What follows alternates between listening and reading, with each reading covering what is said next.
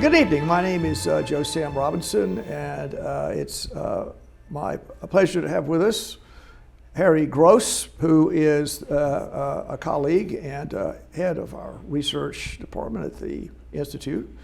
And recently, Harry and I have been conducting an inquiry into an important thing, money, and the amount of money that goes into the disability and trauma care apparatus.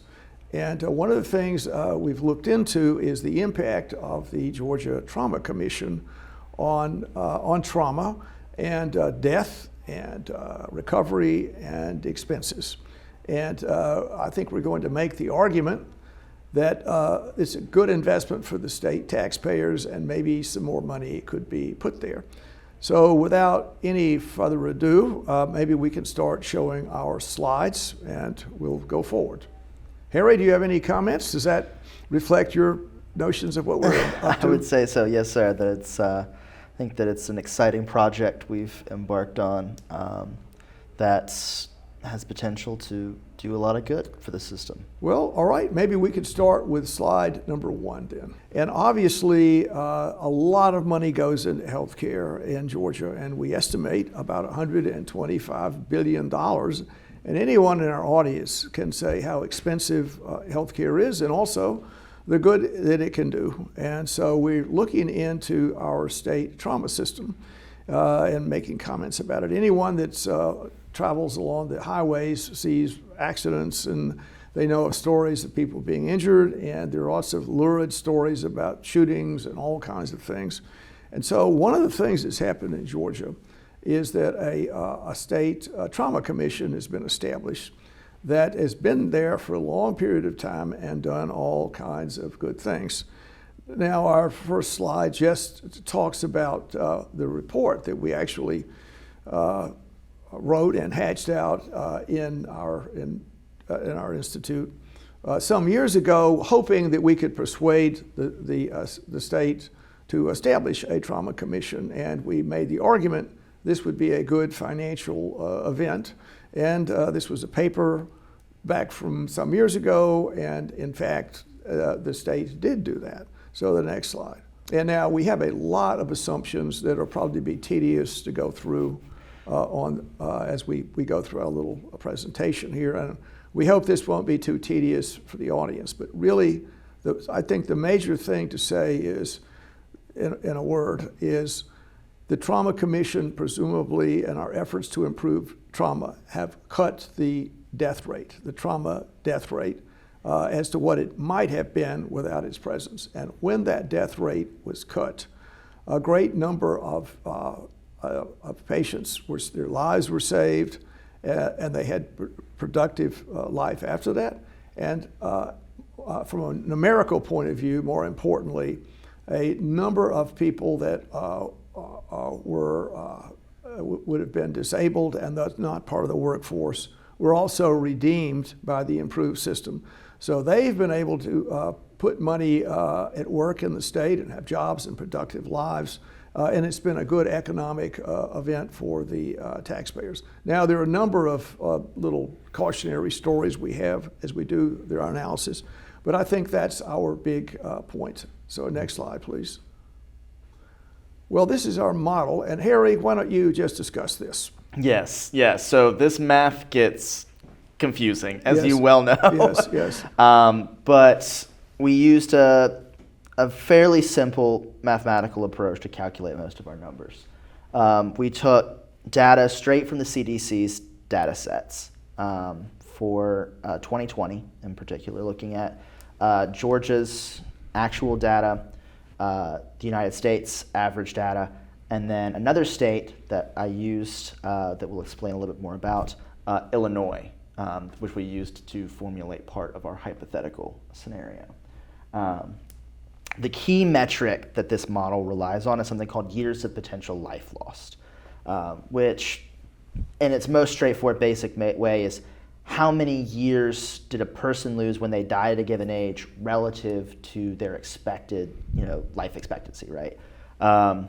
So if a child dies from trauma, they add, maybe 60, 70, 80 years to that what we call the YPLL measure, while if someone died at, say, 70, they may only add 5 or 6, right, depending on which demographic they fall into.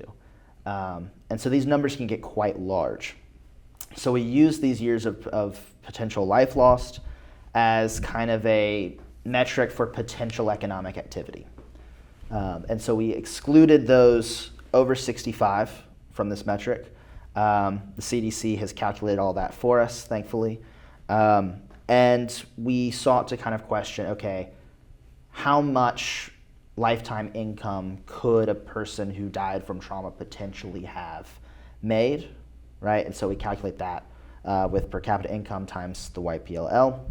And then asking, okay, what percentage of taxes would state and local governments have received from that income if that person had survived and earned that full potential?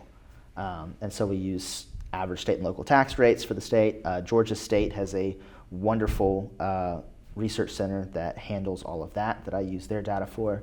And so we calculate those numbers and we start to extrapolate out from there. Disability, the relationship between trauma, mortality, and disability is a bit up in the air. There's probably likely a relationship between, 2 severely disabled patients per death or 3 severely disabled patients per death. In this math, we have used 3. And so all of our mortality statistics are multiplied by 3, added together. Bob's your uncle, you've got a total value lost. And now we're going to, I hope everyone's appropriately confused as I have been on this, but we'll now, having used this model, we're going to just talk a little bit about what all this means. So we'll do a few slides here just discussing trauma, how bad it is. It has a terrible impact on society. It's the 4th leading cause of death in the country. And also it's younger people, the most productive citizens with a lot left in their life. They're the people that are afflicted by this generally, and under the age of 44, it's the leading cause of death. And billions of dollars are lost with this. And the idea is there are different numbers on this, but the billions of dollars are lost from Georgia's economy by the impact of trauma. So next slide, please. And I don't want to make this too tedious, but this is kind of what we thought would happen in 2007 if the state put $100 million into the Trauma Commission to improve the trauma.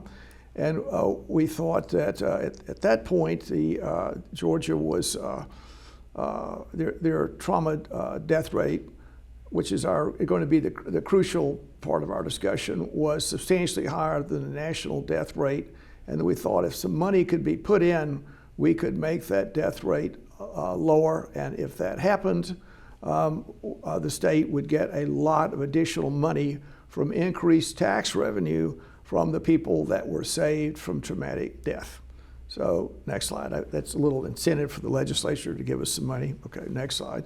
So the Trauma Commission was established in 2007, and initially when it was established, we could talk a little bit about that, there was a very positive decrease in the death rates. Georgia, particularly up to the year 2011, it was almost on par with the national average, which was our ambition.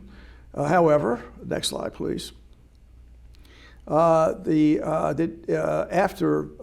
that, at least initially, good period of time, the things went the other way, and more and more people in the state were afflicted with trauma, and they died. However, they didn't die as much as everywhere else in the country. So in general, an epidemic of trauma deaths happened. And presumably the improved trauma arrangements in the state allowed Georgia to do better than it otherwise would have.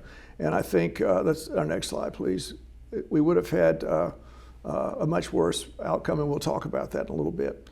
Well, this is just a graph showing the money that went to the Trauma Commission, and we're going to allege that the Trauma Commission has done great work in difficult circumstances with substantially reduced money coming into it, and all kinds of good things have happened with this reduced amount of money, and that more money would be a good thing, to give the Trauma Commission more money. Next slide, please. So one of the problems, and this is a complicated story, about the whole nature and matrices of the healthcare system in the country and in Georgia. So many new patients have come into the trauma system for many reasons we discussed, and the financial underpinning of hospitals that look after trauma patients has been defective. There's not enough money that comes into the large trauma arrangements. And one hospital of great consequence that is now defunct is the Atlanta Medical Center, which was one of the grade 1 trauma centers in the state. It had 5,000 employees, thousands of patients. It was the linchpin of healthcare in Atlanta and the whole state, and it's defunct in many reasons because there wasn't enough money there. Some of the problems the Trauma Commission has faced as it oversees this is the uncompensated care rates are increasing. In other words, the people that don't have any money or enough money to pay for their hospital bills that the trauma system deals with, and a number of hospitals have actually dropped out of the system because of absence of funding. Next slide.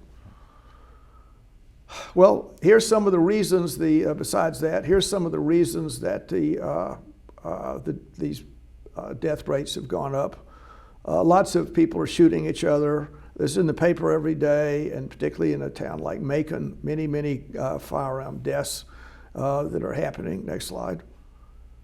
And also deaths from falls. We have more trauma in that arrangement, particularly because of our older citizens. They're living longer. They're not steady on their feet, and they often can have terrible injuries. Next slide, please. And then the big thing are motor vehicle accidents. We see a lot of those, and any busy night at the medical center in Macon, all sorts of tragedies happen on the highway all the time. Next slide, please. Now, so the good news as we go through this. Next slide. So the Trauma Commission has put a trauma system all over the state, and the way that it's supposed to work is that if you're in South Georgia, you're in a car accident or let's say a hunting accident, somebody is injured, and there is a mechanism in place to get that injured person to a trauma, the closest trauma arrangement.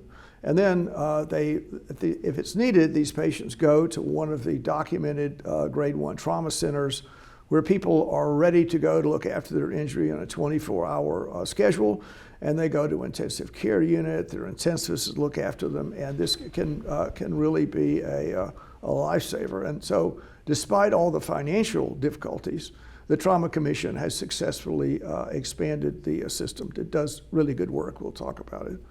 Okay. And so these are the mortality trends, and just talking about where Georgia is now. And I don't know how well the audience can follow this, but these are the trauma death rates per 100,000.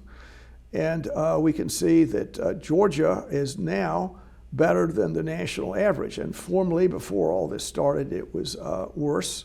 And we can see it's much better than the South. It's far better than West Virginia, but not on the same level as New York. Now, of course, we live in the Empire State of the South, and then New York is they assert they're the Empire State of the nation. But they do have a large metropolitan center where over half the state's population resides in New York City, so that makes access to care a little quicker and presumably better improved death rates. So next slide, please. Well, a potential big economic benefit has taken place to the citizens of Georgia because of the Trauma Commission and Georgia's improved trauma care. Next slide, please. And it's a great target for improvement. Next slide. And now this just is a discussion of the cost of trauma in Georgia and death and disability. This is what the problem is now, and this is something that we would like to improve and do better, and we're making the case that we, as we'll try and attempt to make, that we've done much better than we would have because of these appropriate changes. So we can see this is what happened with the 8,200 deaths that happened and the huge amount of lost wages and life that occurred when this happened. So there was about $51,000 we calculate per year for people that have been gainfully employed in the state. That's the average income that happens in Georgia. And so the fact these people died, in their lifetime, there have been $8.9 billion in money lost for that reason. And then the government, as one knows, takes money out of everyone's paycheck. They may do it overtly or they may do it surreptitiously, but they get their shekels. And approximately a little over 11% of this money we calculate was lost to the state tax collectors. And we also have and this is an important point that we make, for each death, we assume, as from the statistics we've harvested through a sort of arcane way, that we're going to lose 3 people with disability. So this is a marker for disability issues, and that would basically mean that we had about 24,000, more or less, people that went on disability for trauma. So if we put those numbers together, the death rate and the lost income and wages from trauma victims, we come up with astronomically high numbers. And this is just in this one year, we have $35 billion that is gone from personal income. And the state is losing, just from what's happening right now in Georgia, about $4.2 billion in state and local taxes. Next slide, please. And I believe now it's time for you to talk, Harry. This is just the math explaining how we got those numbers. Right, yes. But like I said earlier, just using years of potential life loss multiplied by per capita income, and then taking the percentage of that income that the state would collect as taxes. And those taxes include income taxes, sales taxes, property taxes, all of the various kind of catch-all ways that state and local governments get their money in that. And so, this is a mathematical explanation of where those numbers came from, as proof that I did not just pull them out of my head. Right, and so you can see those numbers. I don't know if we put cents there. Did we? We have some cents there? I don't know. We didn't go there. There are some cents, but most of those numbers are far too big. Right, so we can see that big number of $4 billion, more or less. Mm-hmm. That's a lot of money.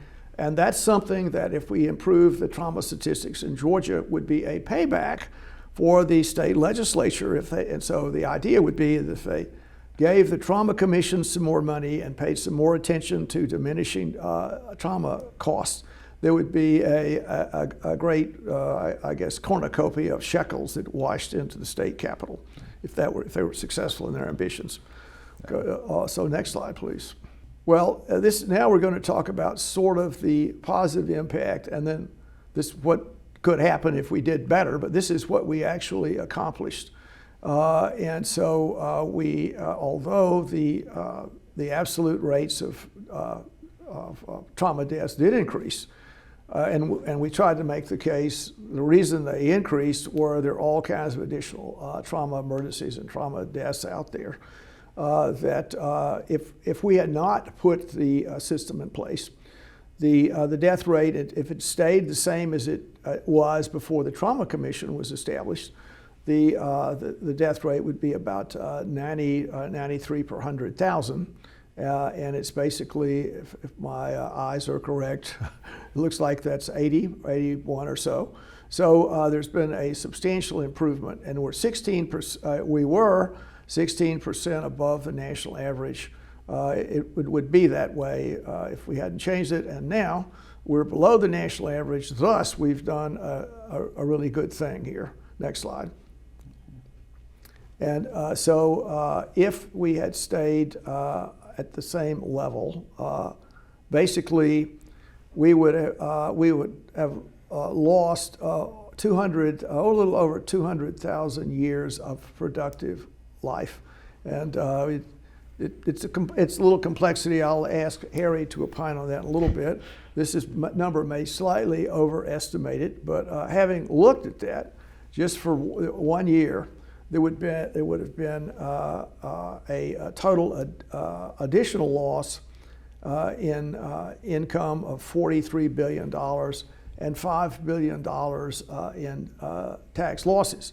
Now, the reason these numbers are this high is that we say 1 year, 2020, this is what happened, and this is like a long-term annuity for the state. So all of these people have been redeemed, and they're going to have a productive work experience for the next 20 years, 20 plus years. And so it's every year the state's getting some benefit from this. And if you calculate the gross approximately 20-year benefit, it comes out to about a $5 billion return in state and local taxes for a de minimis investment. And I hope the legislature this fact will resonate with our elected officials. Yeah. Now, Harry, I will turn it over to you. Just the math of those numbers. Yes. Using that kind of hypothetical years potential of life lost is a bit problematic and is a bit more of an overstatement because we can't measure something that didn't happen in that sense, right? So while we are able to say, okay, here's the actual number of years that were lost, because we can say this person died at the age of 6, this person died at the age of 30, right? We can't do that hypothetically, but at least accurately.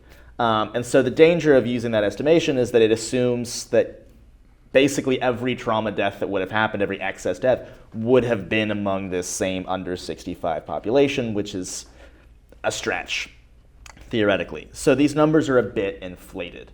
But I do want to kind of also backtrack a little bit to this and say that, every individual, every life saved is a potential productive employee and a taxpayer that you've saved, right? And so when we get these astronomical numbers, that doesn't mean that this money just disappeared from the economy instantly. That's just money that might never, ever appear because someone wasn't alive to earn that money. Someone wasn't alive to pay those taxes. And so this is, it's a long-term return on investment for the state, but it does have real consequences because when these people die in 2020, that income's gone. That tax revenue is gone. It's never coming back unless there is some way to magically replace that person, right? With another human being, either through birth rates or immigration, right? So this is, just 1 year's worth of a lifetime of income and taxes that's lost. So now we're going to say, to make this, we thought it might be slightly overstated. Next slide, please.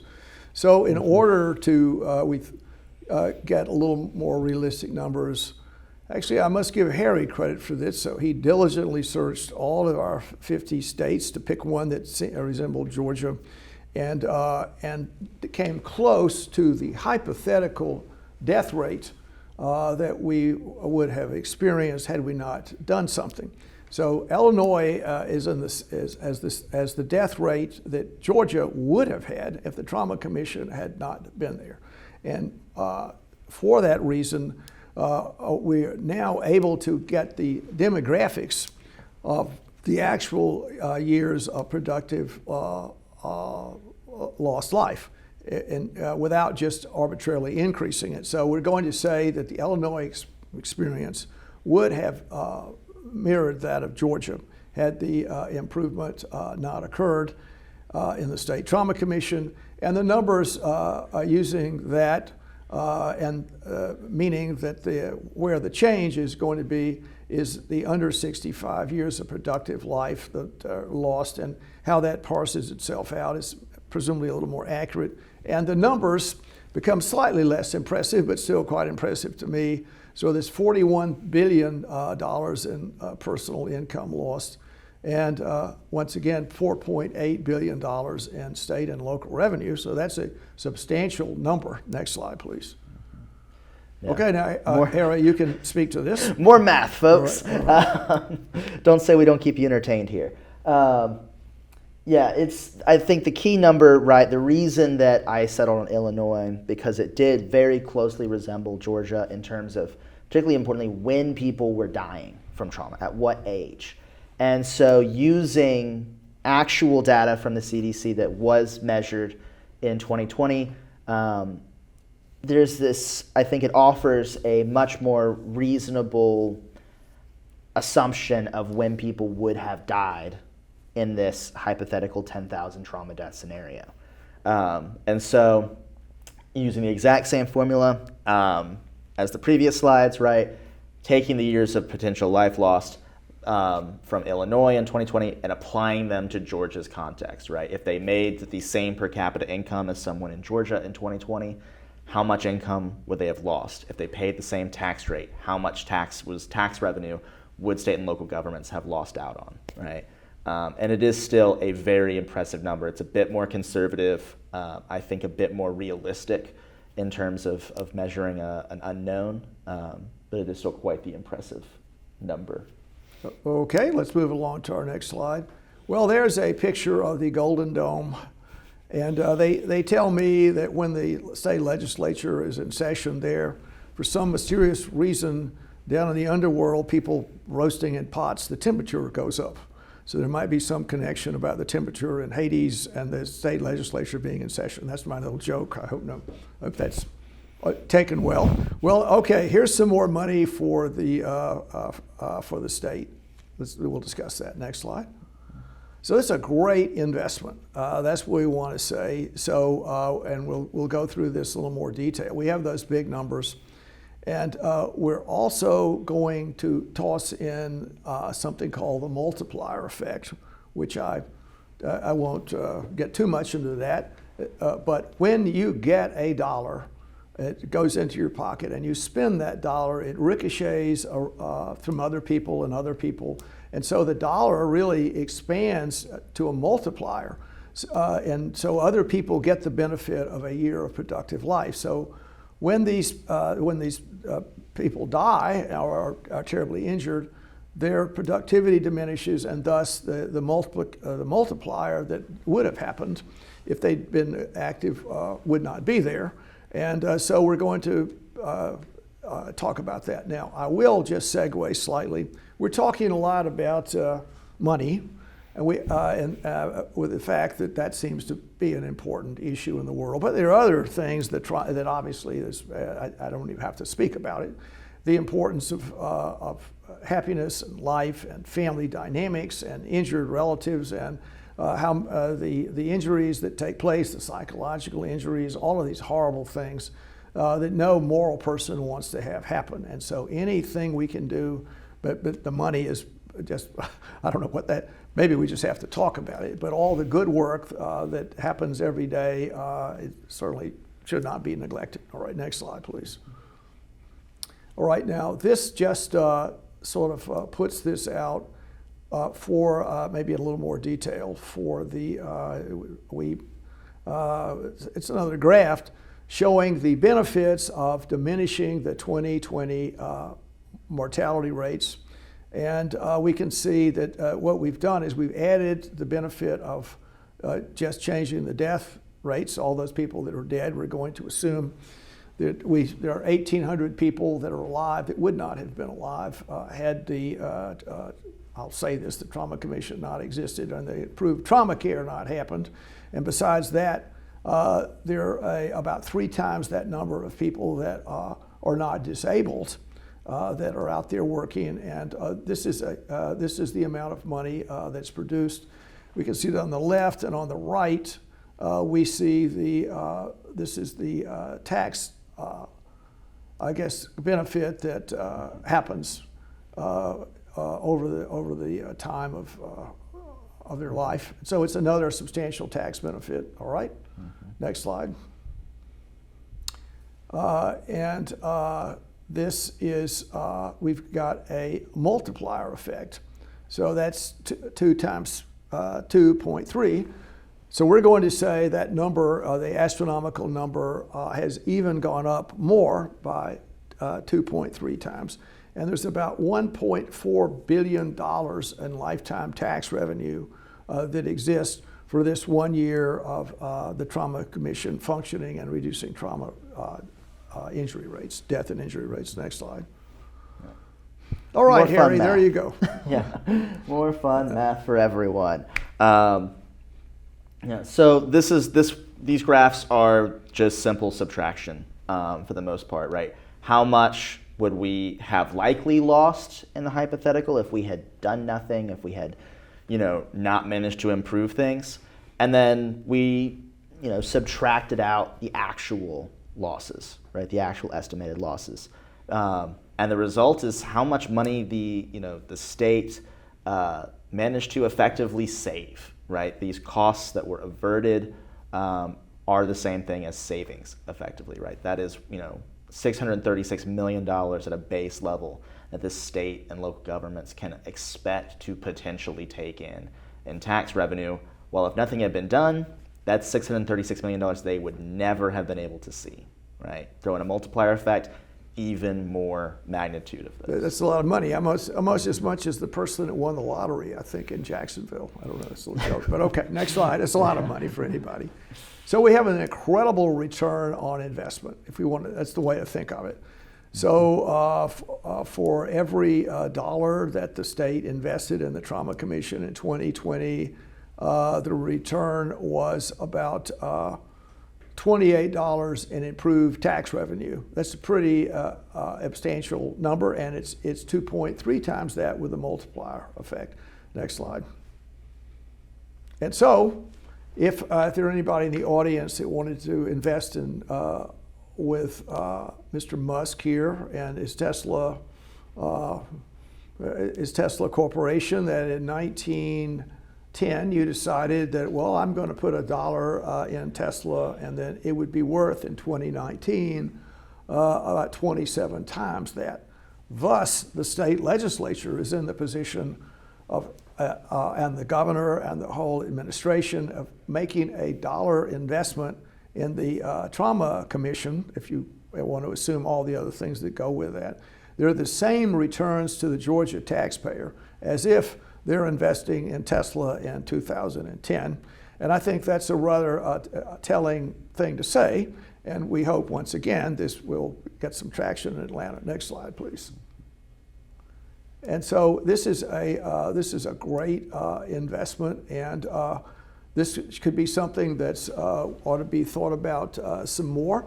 The state spends over almost $7 billion in health agencies, mostly from Medicaid, and the 20 million or so that it spends for the Trauma Commission could be well considered to be an investment and something that merits additional revenue. Next slide, please.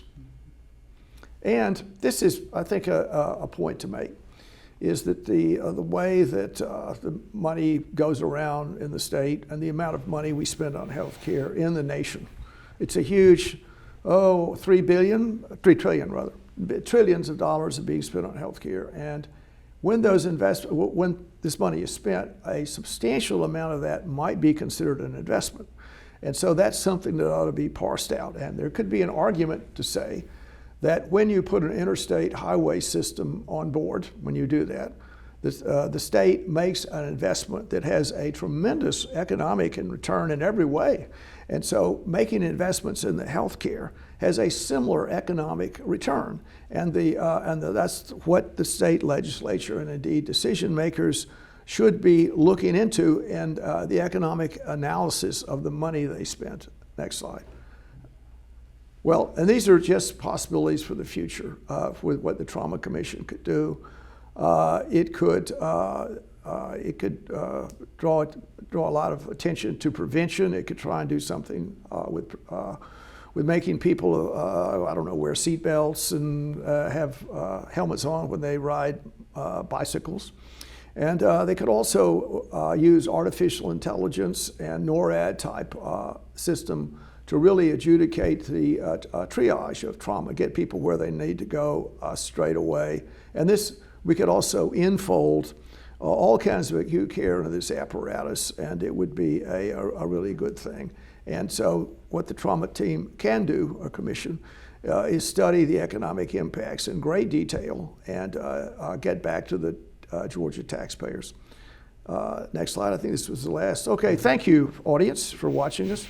Now, Harry, do you have any comments as we conclude our talk here? Yeah. What do you think about all this? Yeah, I think that healthcare is one of the most important places that The government has, I think, not just a role for investment, but a responsibility for investment. Healthcare has grown into being, what we would call in economics a public good. Yes. Having healthy people in society benefits everybody else in society, yes. right? Employers get healthy workers. People are able to enjoy their lives more fully, right? It's a win-win across the board. And for the amount of money that we spend on lots of other things, right, we could invest a fraction of that and really get incredible returns. $1 spent in healthcare, could mean down the road, right, as you extrapolate this stuff out, that's $10 you don't have to spend on, welfare services, yes. right, or $10 you don't have to spend in, traffic policing or yes, something like yes, that around. yes. I mean, that those savings ricochet around the economy. And so, I think that if we can find ways that we can identify very clear focal points that would have giant ripple effects across the economy positively, we can, be good stewards of the state's money while, lifting the tide up for everyone around us as well.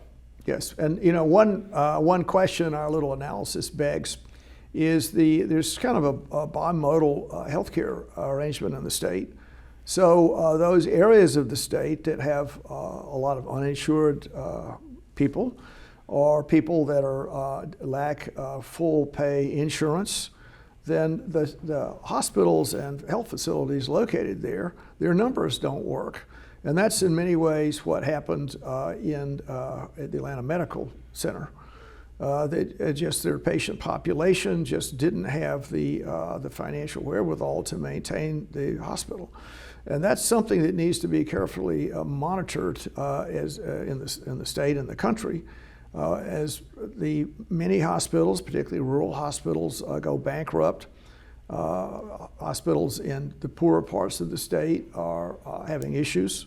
Also, getting healthcare providers into those areas is difficult. Mm-hmm. And so that's something that the state should be carefully monitoring. And the Trauma Commission can assist with that, I think, in looking into that part of the subject. Yeah. Well, Harry, let me congratulate you on the good work you've done here, and we'll be back again to discuss this important issue. And so we'll talk about it then. So thank you for your work and being with us tonight. Thank you very much for having me. Okay, thank you. Thanks. This program is brought to you by the Georgia Neurosurgical Institute. For over 50 years, rendering neurosurgical care to patients of all social conditions, treating complicated problems involving the brain, spine, spinal cord, and peripheral nerves. Endeavoring to encourage quality care, medical research, innovation, and education on a local, national, and international basis.